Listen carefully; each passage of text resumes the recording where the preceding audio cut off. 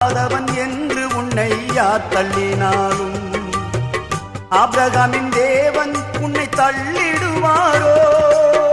தஞ்சம் என்று வருபவரை தள்ளாத நேசரவே, தஞ்சம் என்று வருபவரை தள்ளாத நேசரவே, அஞ்சிடாதே மகனே மகளே என்று உன்னை தேற்றிடவே உனக்கொருவர் இருக்கின்றார், உன்னை விசாரிக்க துடிக்கின்றார், உன்னையும் என்னையும் இயேசு நேசிக்கிறார்.